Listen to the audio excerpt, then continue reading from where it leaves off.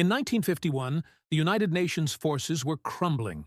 The Chinese army had entered the Korean War with a terrifying force, pushing the most powerful armies in the world, the Americans, the British, the Turkish, backwards. But there was one small unit that didn't get the memo to retreat. They were the 10th Battalion Combat Team from the Philippines. They were outnumbered 44-1, and at a place called Yultong, they would prove why General Douglas MacArthur called them his favorite soldiers. This is the story of the fighting Filipinos.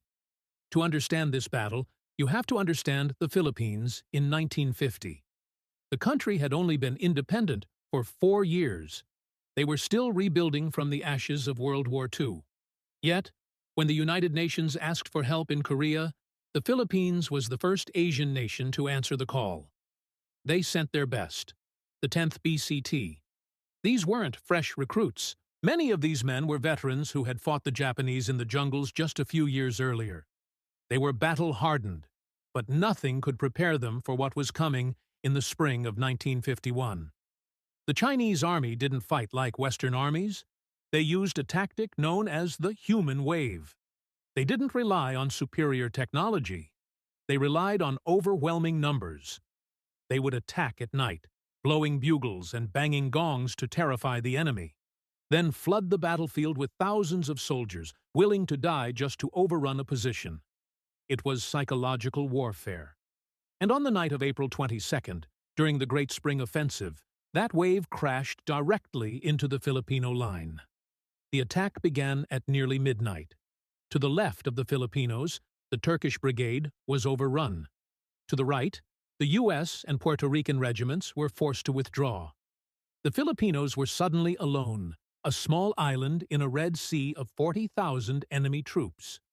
The order came from high command: withdraw. But the Filipinos' radio communications were cut. They didn't get the order. Or perhaps they just ignored it. This is where the legend of Captain Conrado Yap begins. A young officer, he realized his best friend, Lieutenant Jose Arteaga, was trapped on a hill known as the Meat Grinder. Yap didn't retreat. He counterattacked. He led a squad of brave men into the swarm of 40,000 Chinese soldiers.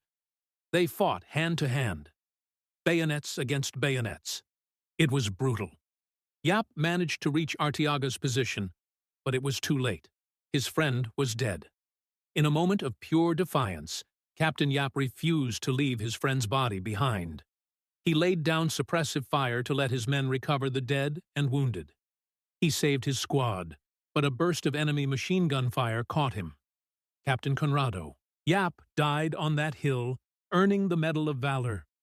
When the sun rose on April 23rd, the UN commanders expected to find the Filipino battalion wiped out.